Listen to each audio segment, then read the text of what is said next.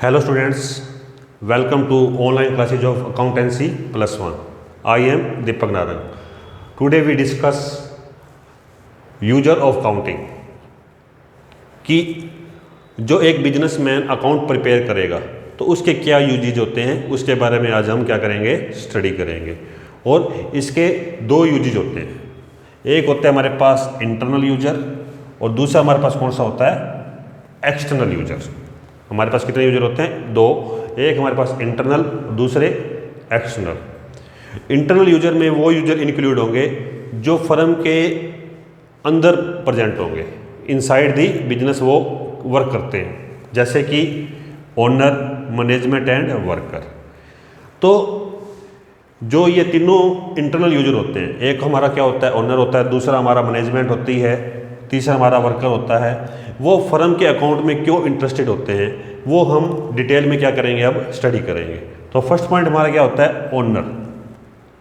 Owner कौन होता है, जो फर्म को स्टार्ट करता है, जो एक फर्म का स्टार्ट करेगा वो हमारा क्या होता है, ओनर होता है। अब जो एक फर्म का ओनर है, फर्म के अकाउंट में क्यों इंटरेस्टेड होता है, अब फर्म के अकाउंट में इसलिए इंटरेस्टेड होता है क्योंकि वो जानना चाहता है, क्योंकि इस पर्सन ने फर्म में क्या लगा रखा है, पैसा लगा रखा है।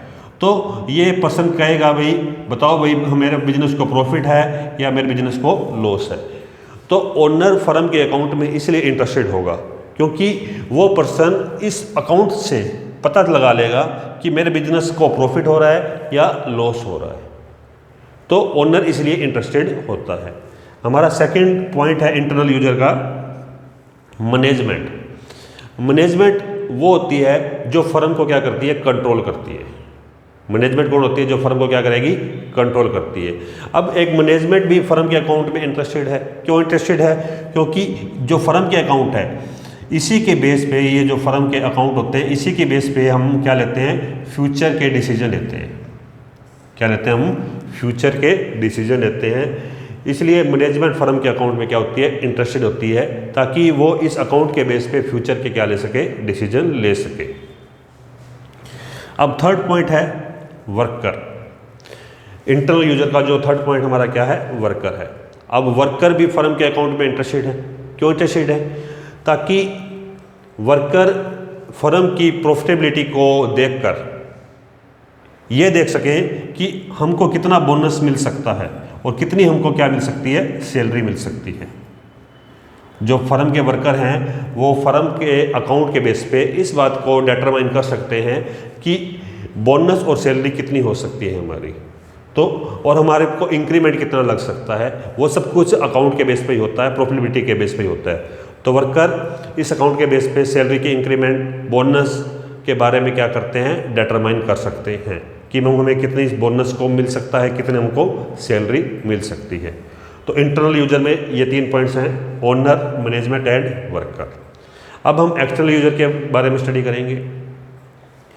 जो एक्सटर्नल यूजर होते हैं वो फर्म से बाहर होते हैं, वो फर्म के अंदर नहीं होते बल्कि फर्म के क्या होते हैं, बाहर प्रेजेंट होते हैं। और जिसका जो फर्स्ट पॉइंट है वो है गवर्नमेंट। अब गवर्नमेंट फर्म के अकाउंट पे इंटरेस्टेड क्यों होती है, गवर्नमेंट फर्म के अकाउंट में इंटरेस्टेड इसलिए होती है ताकि वो गवर्नमेंट फर्म के अकाउंट को देखकर टैक्स को इवेल्युएट करे। वो फर्म के अकाउंट को बेस पर ही टैक्स को क्या करता है, इवेल्युएट। जो हमारे बिजनेसेस हैं उस बिजनेस के अकाउंट के बेस पे ही जो हमारी गवर्नमेंट है उनके टैक्स को इवेल्युएट करती है, जीएसटी वगैरह। तो ये हमारा फर्स्ट पॉइंट है एक्सटर्नल यूजर का, गवर्नमेंट। अब सेकंड पॉइंट क्या है, बैंक है। अब बैंक जब किसी फर्म को लोन प्रोवाइड करवाएगा, बैंक किसी फर्म को जब क्या करवाएगा, लोन प्रोवाइड करवाएगा। अब वो बैंक अपने लोन को क्या चाहता है, सेफ चाहता है। अब कोई भी बैंक ये नहीं चाहता कि जो मैं लोन किसी फर्म को प्रोवाइड करवा रहा हूँ वो पैसा मेरा डूब जाए। तो वो फर्म के अकाउंट को देखकर, जो बैंक होता है फर्म के अकाउंट्स को देखता है कि फर्म की पोजीशन कैसी है, और उस पोजीशन के बेस पे ही वो बैंक डिसीजन लेगा कि मैं उस फर्म को लोन प्रोवाइड करवाऊं या ना करवाऊं। ये हमारा सेकंड पॉइंट है, bank. Now third point, creditor. Third point हमारा क्या है, क्रेडिटर। अब क्रेडिटर कौन होते हैं भाई, पहले ये पता होना चाहिए अपने को। कि क्रेडिटर होते कौन है वास्तव में, रियलिटी में। अब क्रेडिटर वो पर्सन्स होते हैं जो एक बिजनेस को क्रेडिट में माल देते हैं। क्रेडिट का मतलब उधार पर। अब कोई प्रोड्यूसर है, अब प्रोड्यूसर को अपनी फैक्ट्री को चलाने के लिए क्या चाहिए, रॉ मटेरियल। अब रॉ मटेरियल के लिए उसके लिए क्या चाहिए, पैसा चाहिए। अब मान लो सपोज करो कि एक बिजनेसमैन के पास अभी पैसा नहीं है, क्या वो फैक्ट्री बंद कर दे?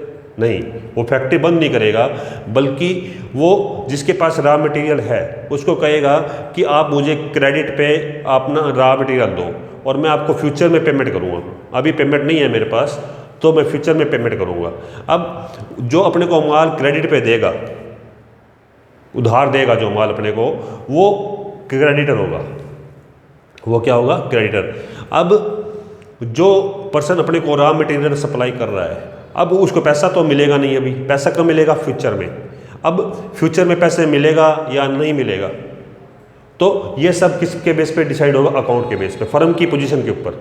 तो ये पर्सन क्रेडिटर है, वो फर्म की अकाउंट्स को देखेगा, वो इसमें रुचि इंटरेस्ट लेगा कि बताओ भाई आपकी फाइनेंशियल पोजीशन कैसी है, आप पैसा दे पाओगे या नहीं दे पाओगे। अगर फर्म की फाइनेंशियल पोजीशन अच्छी होगी तो ये क्रेडिटर अपने को माल सप्लाई कर देगा, और हमारी अगर फाइनेंशियल पोजीशन अच्छी नहीं है तो ये क्रेडिटर अपने को रॉ मटेरियल सप्लाई नहीं करेगा।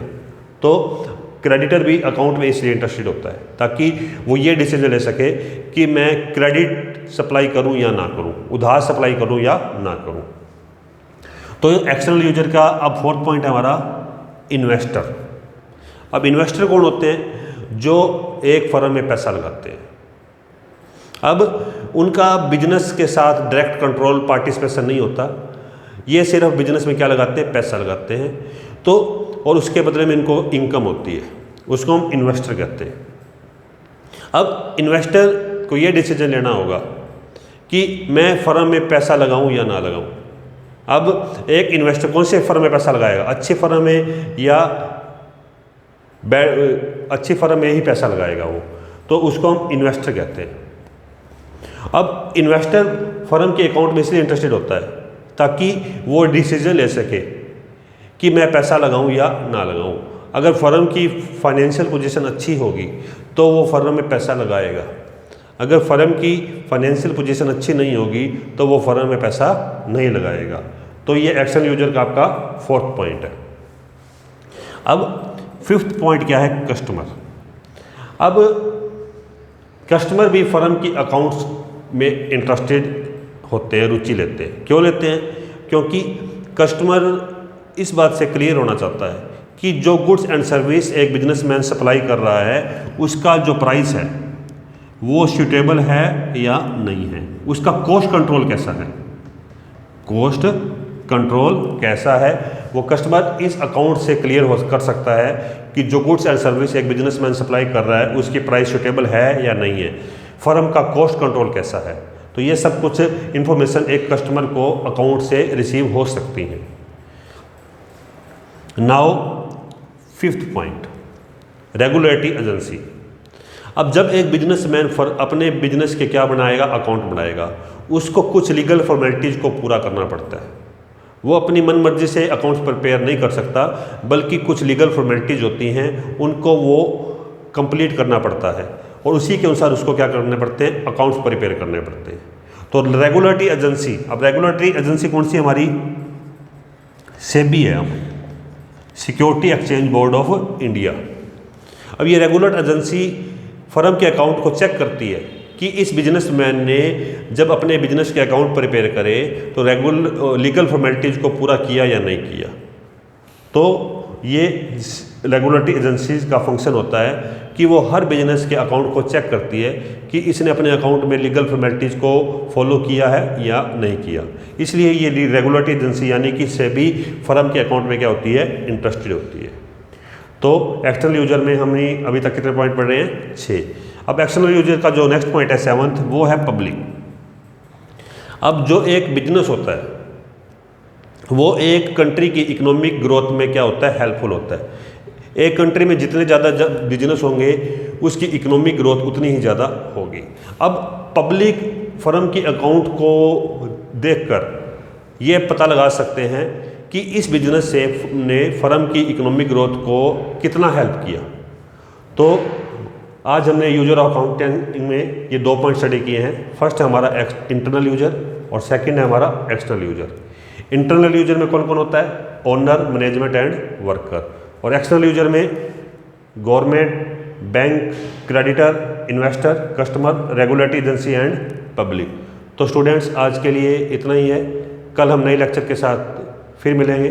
तब तक के लिए have a nice day. Thanks.